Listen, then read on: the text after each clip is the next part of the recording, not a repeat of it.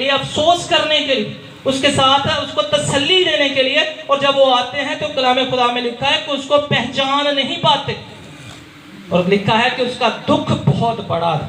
اس کا دکھ بہت بڑا تھا, اس وجہ سے اس کی شکل بدل گئی, اس کے چہرے سے رونق ختم ہو گئی.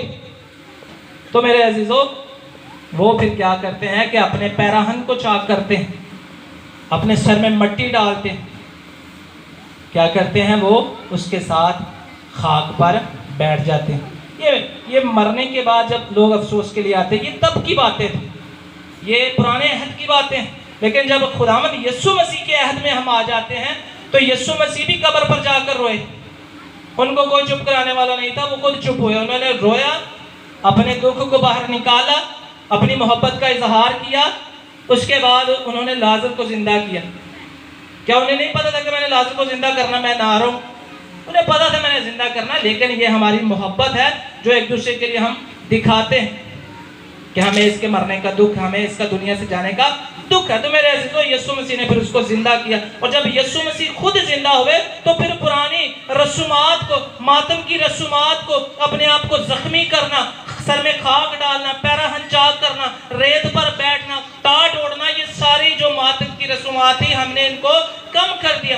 ہم نے سوگ منانا کم کر دیا, کیونکہ ہم مسیحی ہوتے ہوئے یسوع مسیح پر ایمان رکھتے ہیں کہ ہمارے جو عزیز مسیح میں مرتے ہیں وہ مرتے نہیں بلکہ کیا کرتے ہیں, وہ مسیح میں سو جاتے ہیں. تو میرے عزیزو, جب ہمارے بزرگ مسیح میں سو گئے ہیں تو ہمیں اس بات کی تسلی ہے کہ جس دن ہمارا خدا آئے گا عدالت کے لیے, کیونکہ موت کے بعد عدالت ہوگی, عدالت کے لیے خدا یسوع مسیح آئیں گے, تو میرے عزیزو ہم اپنے عزیزوں کو, اپنے بہن بھائیوں کو, رشتہ داروں کو, بچوں کو کیا کریں گے, اپنی آنکھوں سے دیکھیں گے. اور جو حوالہ تسالونیکیوں کے نام لکھا گیا پولس کا, اس میں کہتا ہے کہ ہم سوئے ہوئوں سے ہرگز آگے نہ بڑھیں گے, بلکہ جو مسیح میں سوئے گئے ہیں پہلے ان کو خدا اٹھائے گا, پھر ہم ان کے ساتھ مل کر خدا کا استقبال کریں گے ہوا میں اڑ کر. اس سے پہلے نہیں.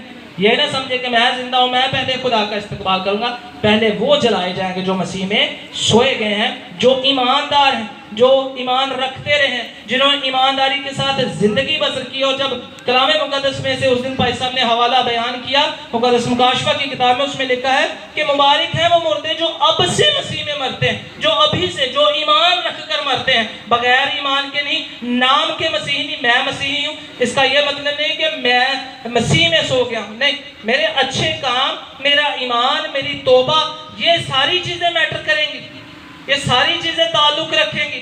کہ صرف میں مسیحی خاندان سے ہوں, آپ یہ سمجھ لیں, میں یہ سمجھ لوں کہ ہاں جی میں مسیحی خاندان سے, میں زندگی بھر کوئی اچھا کام نہیں کروں گا تو پھر بھی میں کیا کروں گا, خدا کی بادشاہی میں جاؤں گا. ہم میں ایسا کانسیپٹ ہے ہی نہیں, ہم میں ایسا تصور ہے ہی نہیں.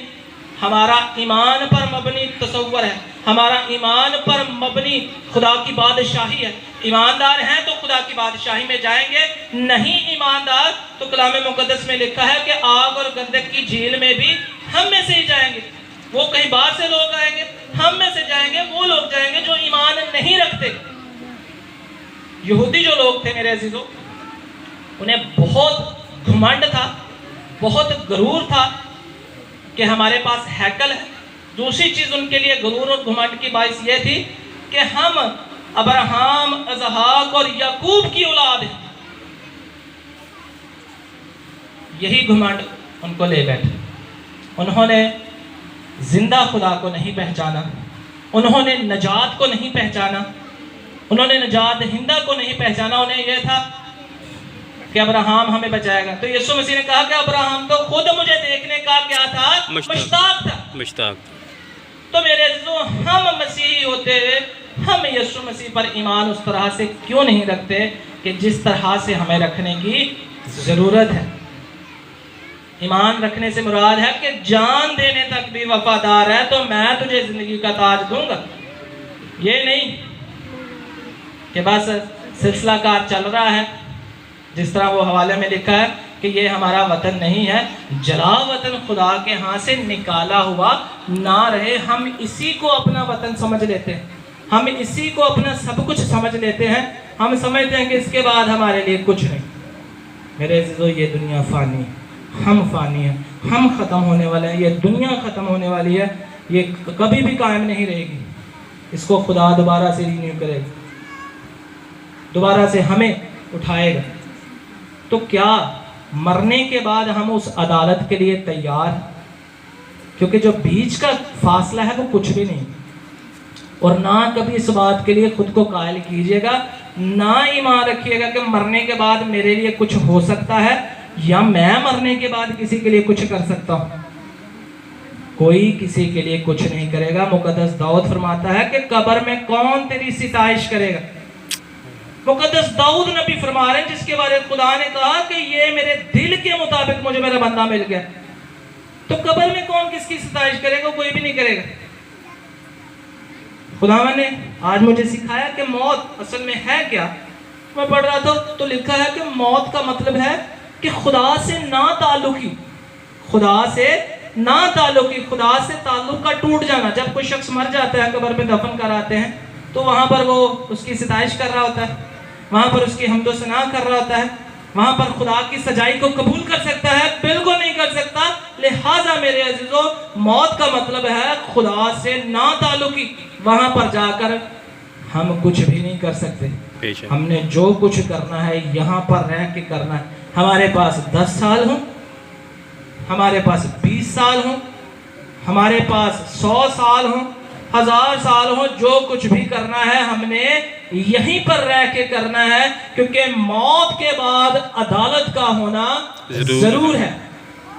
اور میرے عزیزو، عدالت ہو کر رہے گی.